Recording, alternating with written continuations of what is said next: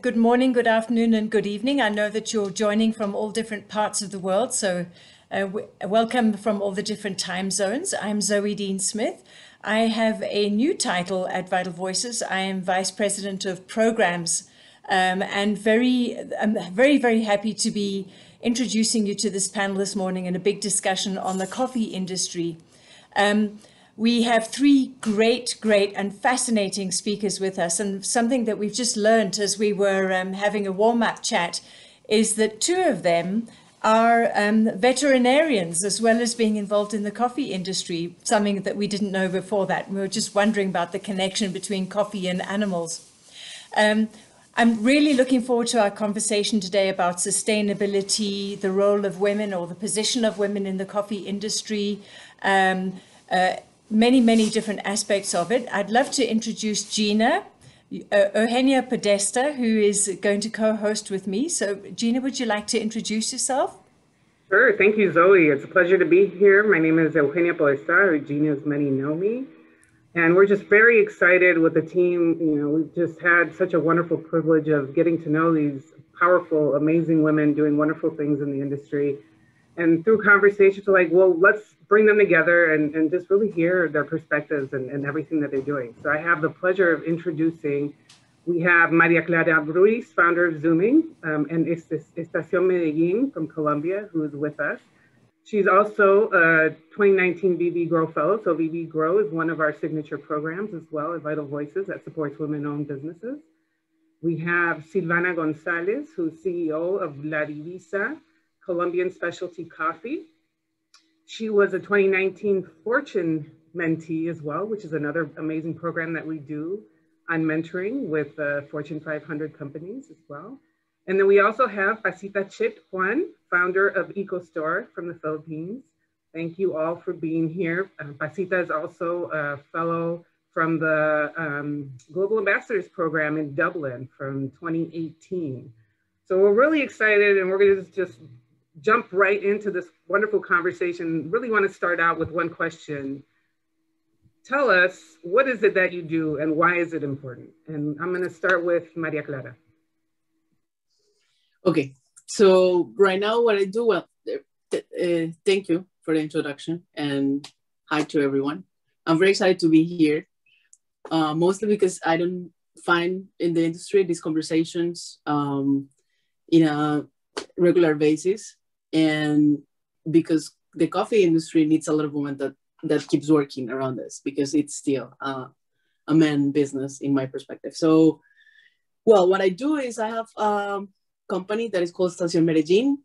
We connect the growers in Colombia, in Antioquia, a small region, but the second biggest region in the country that produces coffee, with the drinkers in the United States. And what we want is that people start drinking coffee, but as a traceability, they can come back to Colombia and find who is making the coffee for them. Mm-hmm. So our, let's say, promise is that if they go to Colombia, we will take them to the farms where they grow their coffee. Why? Because today is about sustainability, and we will get deeper into this. But the way that, for me, will actually help both sides of the equation, I mean, the growers and the people that is drinking coffee, is to actually connect as a human beings. There's no other way to do it. So that's what we want to do. And right now I'm in the United States with the brand, finding clients that will resonate with what we're doing, and well, stay in touch with the producers, because it is, I mean, I feel very honored to represent them here. So I'm wondering if you could share a little bit as well about your journey, right? Because you also you work in tourism and have a company in tourism, and has that segued and sort of incorporated the specialty coffee as well. And as a result of COVID, had to pivot and now are focusing primarily on your coffee production and sales. So can you tell us how that journey went and just how you got into coffee? Yes, so well, my business company started in 2012 in Colombia, and we, like, the first people that we started working with was the coffee growers, because they were the host of the tours that we were making in the same region that we're working now. So what we did is that we take people to the farms, really high up in the mountains, really simple farms. Coffee industry in Colombia is is made by 500,000 families that have really small amount of lands, and they stick to their traditions. They have beautiful landscapes, pure water. There's so much to learn from them, and so many beautiful things to see, that we start taking people there just to see the place and to understand how was the coffee process. This was kind of an experiment that ended up in a good situation for the growers and also for the people that have the experience, because they actually connect with it. Even if we at the beginning were wondering if people would really like to see something that is so basic and at the same time it's so real. Sometimes it's hard to find people to do that, but the outcome of that was great for both. So when people go to the farms, they can also buy their coffee, and that helps a lot with the economy of the community, because between the raw product to the final product, there's a lot of income in between that will end up in the actual farms. So people go to the farms, have their coffee tours, enjoy the place, enjoy the landscape, can talk to the growers. The growers will learn from them because they come from all over the world. So it also opened their mind to what we like, to our reality and to globalization, and make them see that it's not only where they are. What matters is like we're all connected, right? So they do that, and then they buy the coffee. These people that start visiting these farms want to keep supporting these farmers. So we start exporting the coffee from these farms to anywhere that the visitors will be. But this was just a small amount because it's just for one family, two families, right? So we start with a client base that was small. Then when COVID happened, those farmers stopped having the visitors, and for them that was a big part of their income. So it's still a big problem. So what we did is that we start making it otherwise. So now we export a coffee not only to the ones that already visit the farms, but also look for clients that want to drink the coffee first, and then once all this will resume, they can visit the farms where they're actually buying the coffee from. What a powerful journey, and just the connection of all those elements, and absolutely congratulate you on what I'm sure was quite challenging, right? In trying to find these solutions and bring all of that together. I'm going to turn it over to Pacita, and I'm curious as well, you know, what do you do and why does it matter? But tell us about you and how you got into coffee. Okay, well, the Philippines, not known to many to be a coffee producer because we drink all the coffee. I mean, there's hardly any for export. We consume more than we produce. But I think that in the last few years, there's been this interest of, you know, we have about 10 million Filipinos around the world, you know, working professionals and in different jobs. So that's about 10% of our population around the world that can be our ambassadors for coffee. So lately, what we're doing, we run a nonprofit called the Philippine Coffee Board. It's a non-stock nonprofit whose only job is to promote Philippine coffee, because people are saying, what? The Philippines has coffee?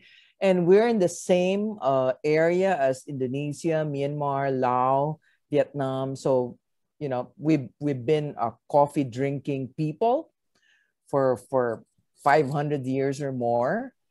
So now what we're doing is niching our coffee. Like we've got Liberica, which is a coffee that's getting a lot of attention now in Japan and in Australia and some other places in the Asia Pacific, and hopefully maybe in the US one of these days.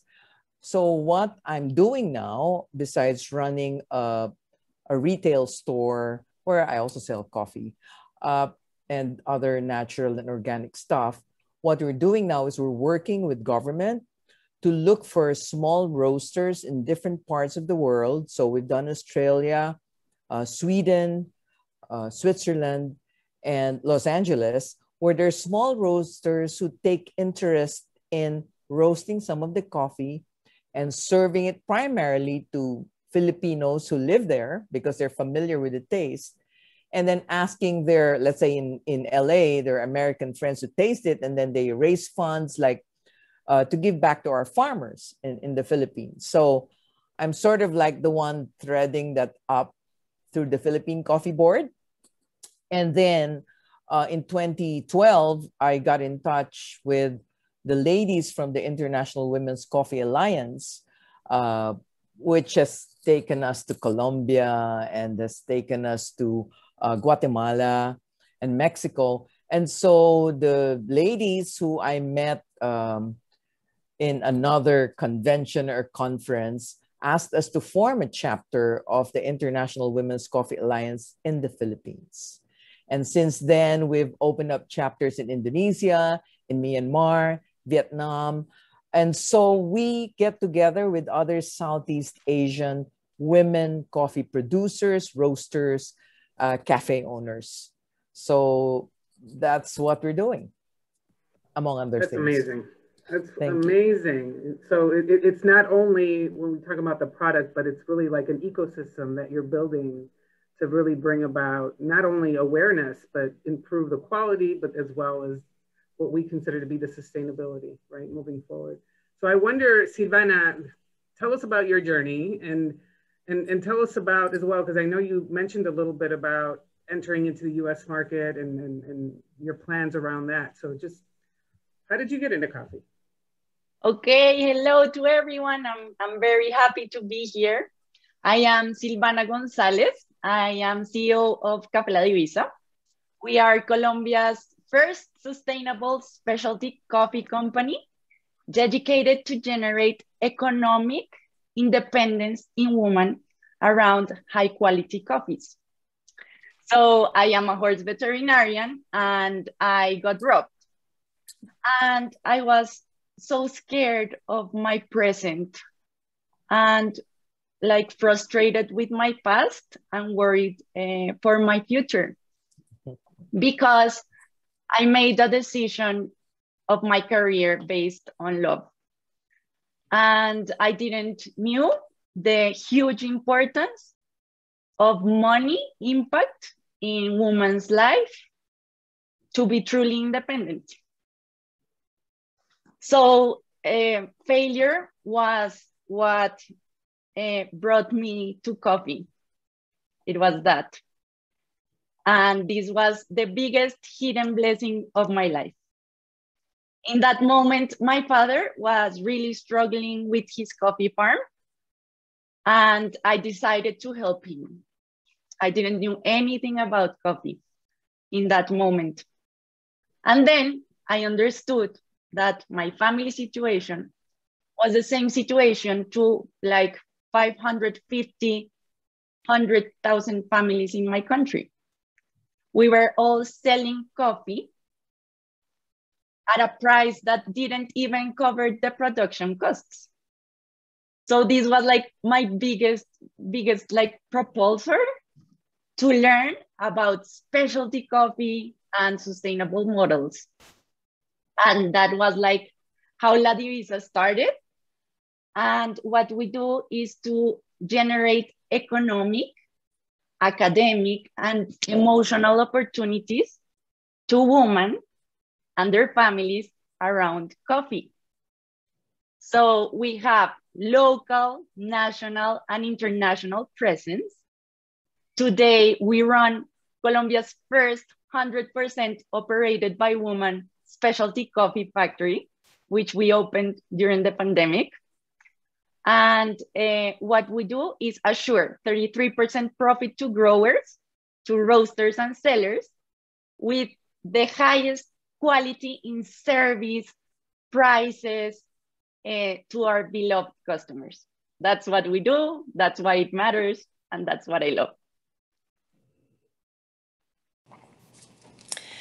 Thank you, Silvana. I think that was a great introduction into the conversation that we'd like to have around sustainability in the coffee industry and what that really means.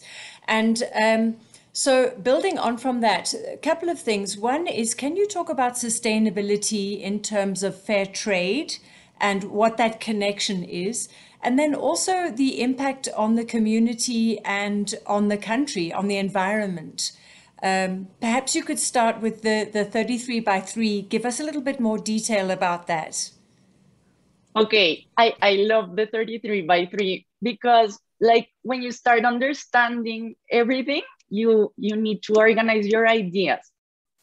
And what I understood was that roasters, which I admire deeply and respect their jobs, get a lot of profit.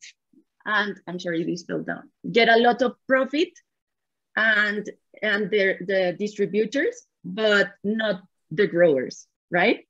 So I said, hey, I can connect people because I roast, I grow, and I sell. So what if we divide the profits in the same parts for everyone?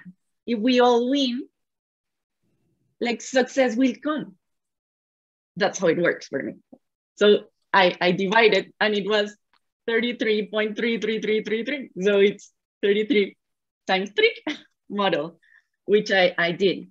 So to answer your question, sustainability in coffee like really means like to produce, transform, sell, and buy amazing coffees, taking care of people and the planet.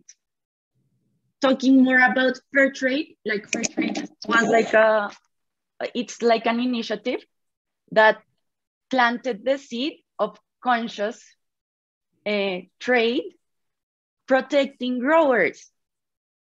So this is amazing. And it's around economic, social, and environmental action. The challenges that we face as a community is the coffee price, definitely as growers, because fair trade pays like 1.40 US dollars per kilo. And it's not enough to generate profit. It's really not enough, but it's a start. So I deeply appreciate it, but this is like a really huge challenge as a community. And because even though consumers are being more conscious every day about quality and they are willing to pay more, these consumers are still a minority. So we need like to keep working on this so that growers can really win. And in the environment, for me, it would be like the water management, because high quality coffees require a lot of water in the process, and technologies to make water efficient are really, really expensive. So it's hard, but it can be done. Thank you. Thank you very much. It's interesting that that thought about fair trade. You know, in my background, I come from a handcraft development background, and we had the same challenge with fair trade.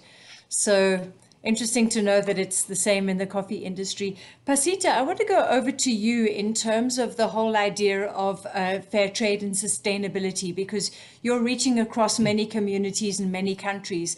What does that look like, and what are the challenges that you've seen in this space? Well, in the Philippines, we're quite lucky that the domestic market is willing to pay higher prices than, New York prices. That's why it's very hard to sell our coffee abroad, actually. So what we do is we've let the women come out of the woodwork, so to speak, because before they were nameless, they were faceless. And all the coffee, they have a term called all in, meaning you put all your coffee together without sorting. And so it gets the very, very low price. The simple training of letting them sort their coffee and putting their name on it allows the woman to charge higher. And people now want to know the face of the farmer, want to meet the farmer. So it's very similar, even in Colombia, of what these ladies are saying, that now we put the face of the woman. So we recently had a program, for example, with USAID, actually, to get coffees from women who never, came out by themselves before. And we got their coffees and cupped them and gave them scores, using the CQI, Coffee Quality Institute grading. And so they never knew that their coffee could have a grade. And with that, they're able to, you know, if they reach 79.8, then they know there's something to be improved. And if they reach 80 and something, then they know that they're doing something right, but it could be better. So it gave us a language to speak to the farmers about improving quality. And that way, fair trade comes in because people don't mind paying a higher price as long as the coffee is traceable and it's of good quality. Thank you so much. Maria Clara, when we think about sustainability, can you share a little bit about what that's looked like for the communities that you've worked with? Okay, but can I also talk a little bit about fair trade? Okay, because it's related.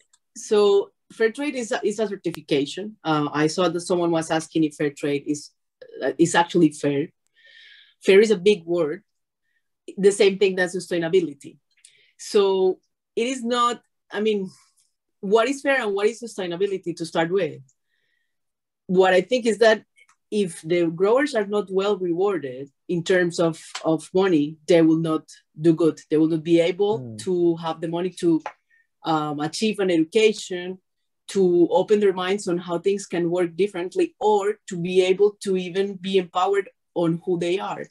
So from tourism and from what we have been doing, what I see that is the most important thing for them is to actually realize the good things that they have. Fair trade is only something that pays them a little more, but as it is so big and so global, and is also related to the roasters that Silvana was mentioning, and also to the other part of the business, they are not able to cover what the growers need to just make the prices of the production. So even if they're paying fair trade, they don't have enough money to even do the production. They have to be in debt all the time. And it's sad because when you see the bags that people is buying all over, they all have fair trade.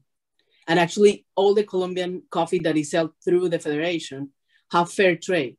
Most of the, not all, but most of the growers do have it, but it cents on kilos. So it doesn't mean much. From that same perspective, sustainability for me, at least in Colombia, is not only related to the production of coffee as itself. It's not a monoculture that will make the sustainability. The sustainability will come from them being able to understand all the good things that they have, and then the good things that they also have to take care of. Regarding water, for example, which is a very good point from Silvana, I think environmentally, that is our biggest challenge. And it is because we cannot keep growing the agricultural frontier. We need to keep the forest as it is. Otherwise, we're going to get without water in 20 to 50 years. And it keeps growing. We keep pushing it. We keep going with the same model of only producing coffee or only producing maize or only producing corn. So I think it have to be way much wider idea of what is a farm for and what the family is expecting from that farm. Wow, it sounds like there's a much bigger conversation to be had in this area around advocacy and education. Yes, there is. Yeah, thank you. You're welcome.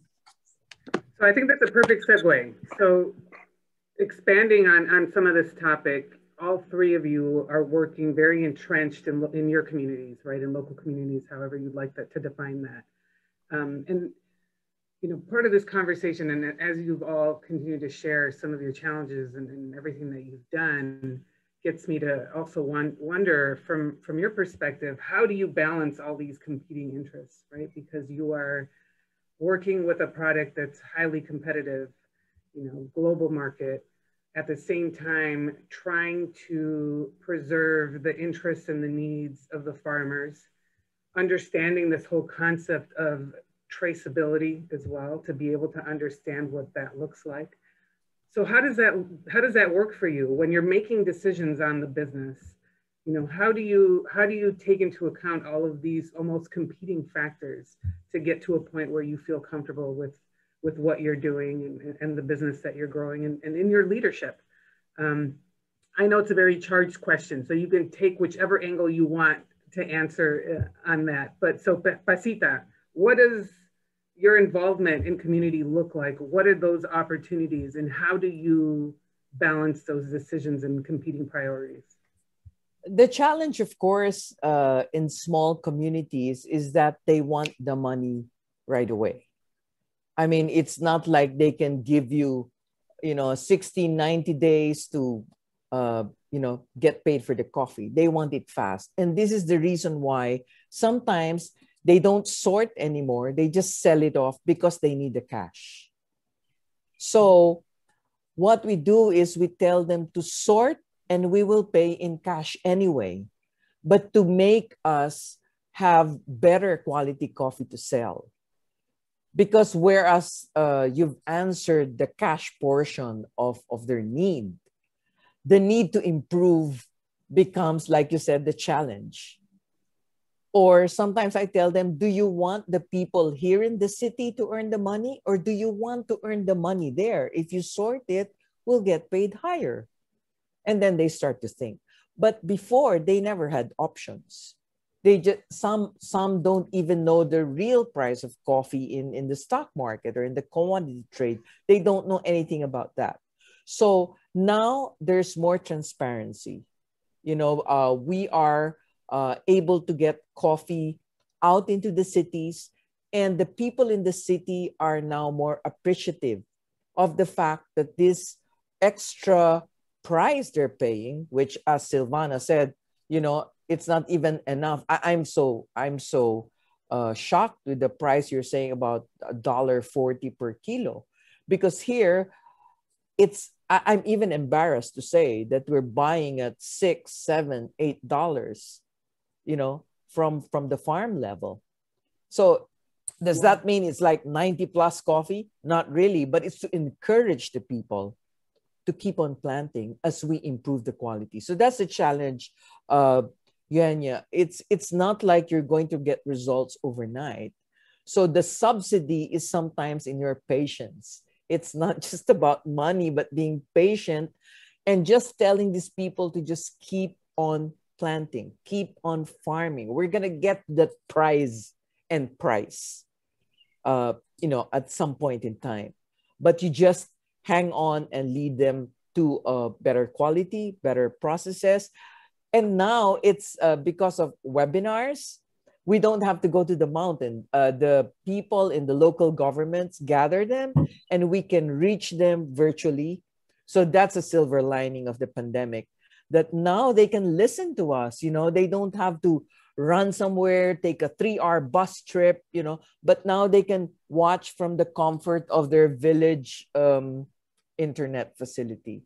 So we continue to give these training programs even, and when the pandemic started, we went into webinars. So the challenge has also become a blessing. Well, you absolutely have your hands full, and I can't imagine being pulled in so many different directions. Silvana, how about you? So community engagement, what are some of those opportunities? What do you see as whatever that silver lining might be in your context? Okay, so first, dear Pacita, it's 1.40 extra per pound. It's not per kilo. Okay, additional, which is still not enough for me as my analytics in the coffee prices. Okay, so working like with local communities and generating economic empowerment for me starts preparing them to produce higher quality coffees. So that's where we start teaching them how to do it without increasing their costs and guiding them in the process, okay? So I travel to special areas in Boyacá, Colombia, with the National Coffee Federation and work with women, teaching them on specialty coffee harvesting and processing, everything, okay? And this is how they enter to our supplier program, where we assure 33% profit. This is like a progression step-by-step process, because due to pandemic, our sales decreased. So we stopped buying because it's a process, where we all are involved. And then we also work with a program that's called Eco Woman by La Divisa, where we recycle used coffee bags and give them to women artisans that develop a beautiful home decor line that we sell. And this way we generate economic income for them. 100% of the sales are for them. And that's how we are addressing economic empowerment in the community. It's so inspiring. And I think the creativity and innovation just goes to show you that it really is limitless. I want to turn it over to you, Maria Clara, as well, as you've been tying in tourism, the current economic crisis as a result of everything that's happened in the last year. What does your involvement in the community look like, and how do you balance, like, again, the patience with that long-term vision, and how do you deal with that on a day-to-day? Bueno, pues I think that for tourism and for coffee, it have been exactly the same. Again, coffee was our first like spot or focus when we started with the tourism business. And that's how I started also learning from coffee. And Pacita says something that is very similar to what we do. She mentioned this before, and it's important that the coffee growers know what they have. So our first step with all of them when we start working with them is that we roast their coffee with a professional roaster, so it can give the coffee the quality that it needs. Like it can give that finish to the quality of the coffee and highlight what they have. Most of the time, there have been 4 generations of small families that have been growing coffee, and they have never tried that coffee. So when they do, they're very touched by that. And they start realizing that they have missed all this time on just not knowing what's going on. So it also make them wonder what are the possibilities that they have. And that is a way for us to make them more committed to whatever we want to achieve later. Most of them are not great, they know the price of the coffee, and they don't jump from that to, okay, now you have to pay me double. Not at all. They just want to understand what's going on. So I think transparency is one of the things that is also important. They have been for many times promised. You cannot imagine how many things, and everybody more or less have been not achieving their promises. So to build trust with them, starting on the point of this is where you are and this is where you can get, I think is the most important thing. I think the voices of the growers have never been heard in Colombia. And of course, if not in Colombia, not in the rest of the world. And they have a lot to say. Same thing for women, because, well, I don't know if you can tell me this later, but I think it's important. And most of the time, women is related in the coffee business in Colombia to be pickers, or to be the ones that make the food for the pickers to go out and harvest. But that's not where we are right now. We have 25% of the people that is in the Colombian Federation who are women. And what is sad is that even if they're the owners of the farm, so they have employees, they have this power of decision, they are not involved in any of these things, because it's guys still the ones that have their voices. So I think starting to hear them is one of the big things, and is what we cannot be disconnected from, and is how you have been rolling in the tourism business and also in the coffee business. Thank you. Maria Clara, you've hit on something that we definitely wanted to talk about in this conversation. Coming from Vital Voices and working with exceptional women around the world, that whole point about women. So talking about, I think you mentioned it was 25% of the women are involved in the coffee industry. Is there anything that do you have any thoughts on how you would want to grow that, how you would empower them more? Kind of what does that landscape look like in terms of their access to growing their businesses and their career journeys in the coffee industry? Well, so the numbers that I'm giving you is from the Colombian Coffee Federation, and the 25% is the people that have the titles of the 5,100 farms, right? So it's something that is new to us. We discovered this 2 years ago. Let's put it like that. In the community that we work, which is 45 different families, 14 women are the owners of the land and are the ones that take the decision. So we start working with them. Because for them, only getting together and only being able to talk to each other and like feel that they're the boss for a second is a big change.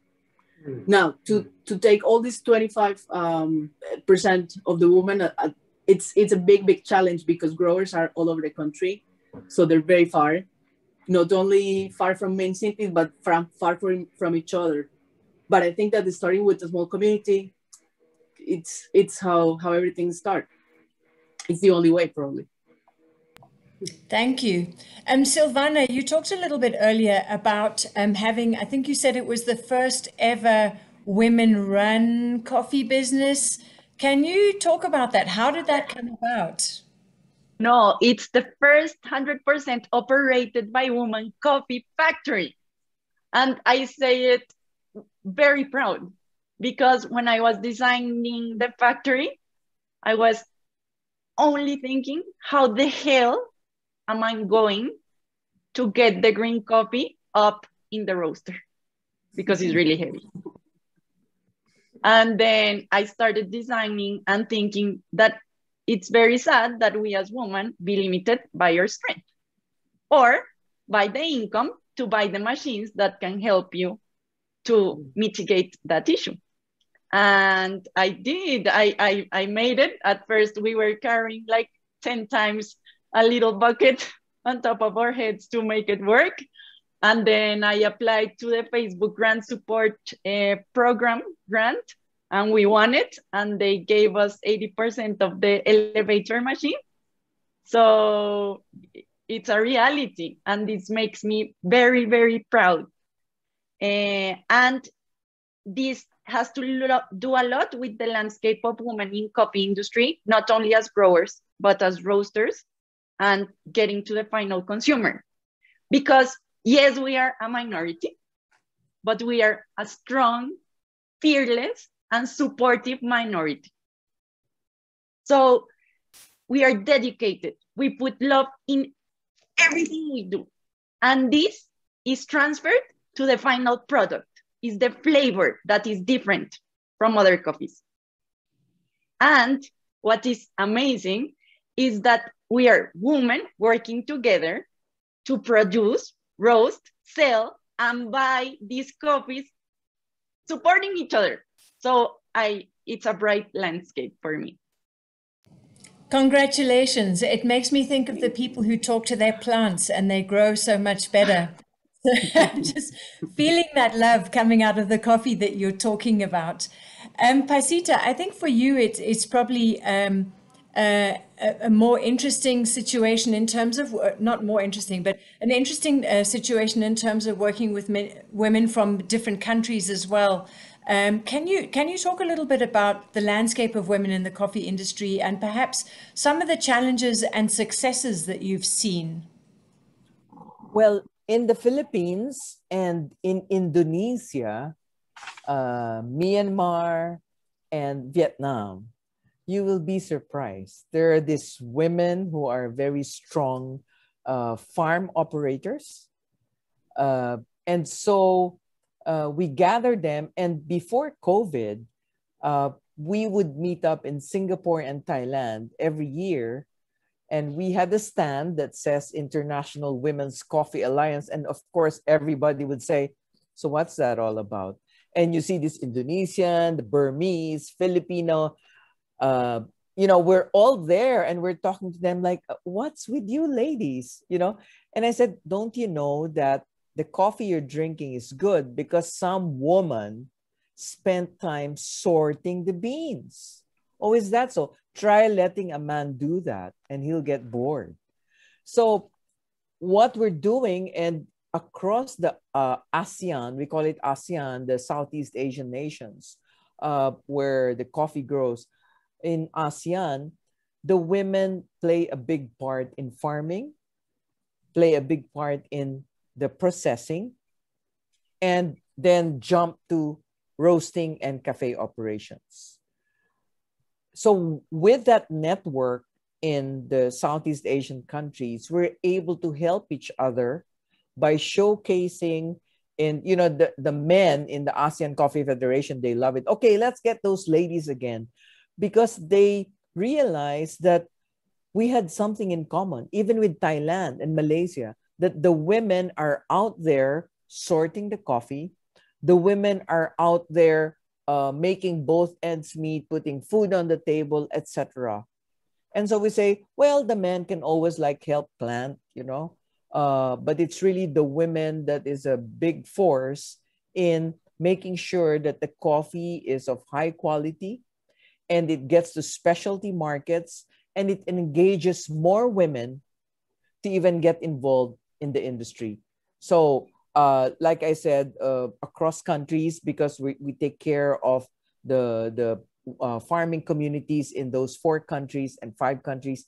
So we share practices, and for some reason in Asia, we have very similar cultural nuances that maybe is very different from the West, different from Latin America, different from Africa, but is shared in the Southeast Asian nations.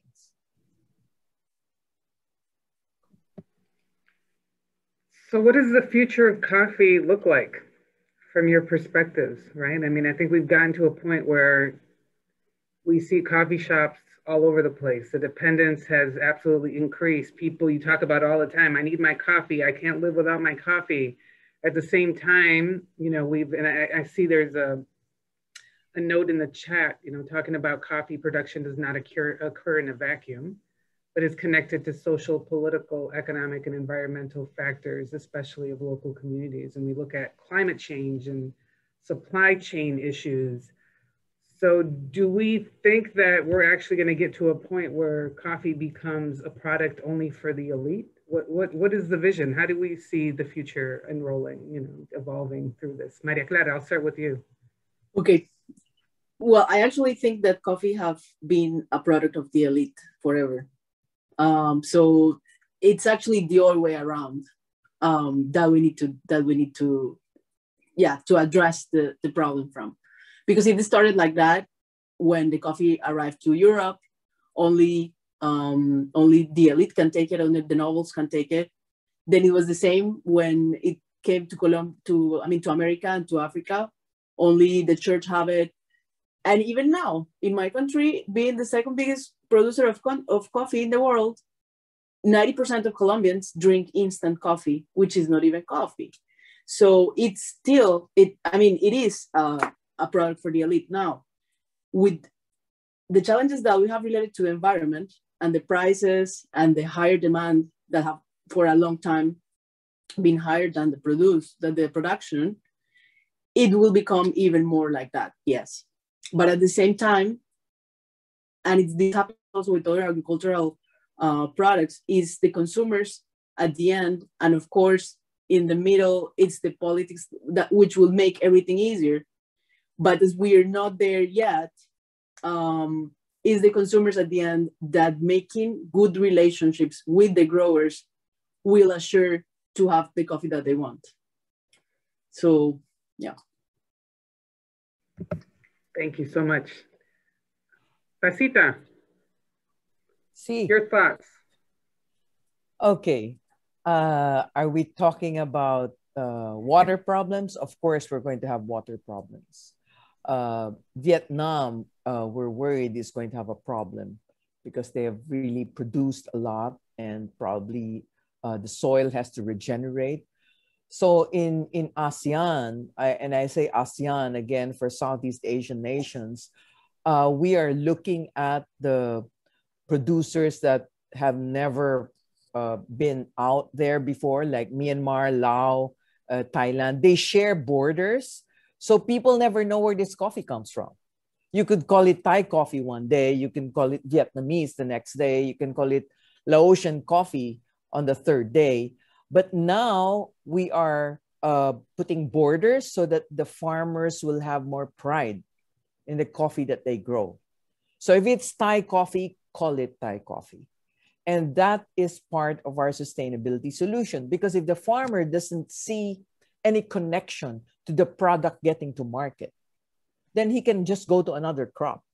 And we have rice, we have turmeric, we have sugar.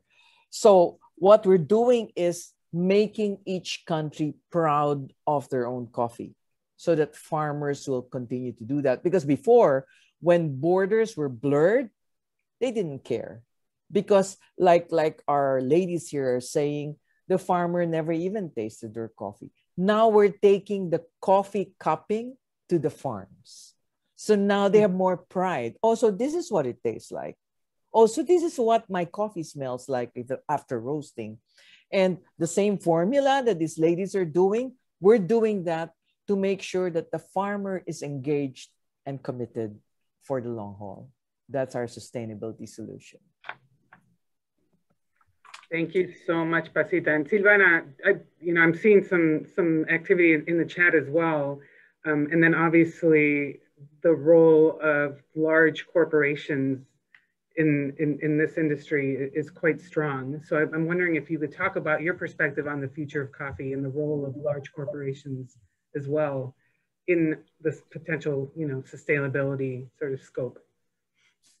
Well, for me, like the future of coffee, I look at like with hope. And I hope that large corporations are open to work in joint venture with local growed and roasted coffee in producing countries, so that we can offer amazing coffee in their amazing stores at worldwide level where we all win. That's how I wish to see the future of these huge admired players having an impact on this issue we are talking about. So it's this. And with the climate change, what I believe is that we as women and as human beings, we have the capacity to survive. And I believe that we can supply coffee to everyone if we work very hard on the Sustainable Development Goals, especially addressed to responsible production and consumption, so that we can mitigate this climate change and have more coffee to everyone, because coffee has a lot of species and varieties, and among these production systems, many qualities. So we can source it, and I hope it's a good future.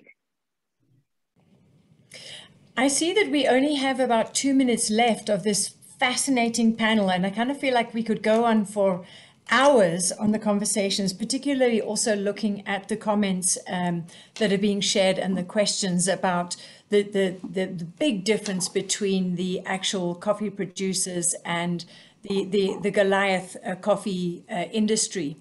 But what I would like us to perhaps wrap up with is to ask each one of you what excites you in the coffee industry right now. One last thought, what innovation, what was sort of makes you wake up in the morning and think, this is so cool, I'm so happy that I'm involved in the coffee industry. And I'm going to start with Pacita. So many things excite me about coffee, but if you want me to focus, it's really empowering the farmer to make sure that her coffee, and I say her because we work with a lot of women farmers, to make sure that her coffee gets to somewhere across the world and it's recognized and is able to tell her story when you drink that cup of coffee. Love that. Thank you very much. Silvana. Okay, for me, is growers becoming coffee experts, roasters, and exporters. And this has like a huge impact due to social media and e-commerce that now is allowing us to reach at worldwide level with our amazing coffees, assuring profits to everyone and the best quality to our clients. Thank you. Maria Clara? For me, the most exciting thing about working with coffee now is that people can change their perspective on the drink and start thinking about it more as an experience than gasoline. So if you take the time to make a good coffee, it's because you understand what is going on, or if you just enjoy it, which is what I want with what I'm doing, it can tell you the story of the people that I really want to, sorry, something happened to my phone, to the people that are really, that is behind it. So when someone buy our specialty coffee and take the time to do it and take the time to enjoy it, I think that is the best story that we can tell them, because the people that is in the other side, yes, they will, if we put how much money they make, they will be poor, but at the same time, they're rich in so many other ways that I think that is the story that we need to tell the world. And that is where we need to put our eyes mostly in this moment, where those values and that life is what a lot of us are thinking that is the best way to go. So to me, that's very exciting. Thank you. Thank you very much. And before I invite Gina to sort of share her last thoughts, I'd like to say thank you to each of our fabulous panelists. We definitely have to have a continuation of this conversation. Thank you, Pacita, Silvana, Maria Clara, and also thank you to Regina and Jackie, who've put this panel together. Gina, over to you for your last final thoughts. Thank you, Zoe. Again, thank you to all of you for sharing this time, your experiences, your passion, your hearts, your souls with us today, this morning, evening for some. Absolutely check out the links in the chat. Check out, all the wonderful products that you can purchase directly through their websites. And thank you for joining us today for this wonderful conversation. We hope to host more. Thanks, Sue. Thank you. Thank you. Thank you.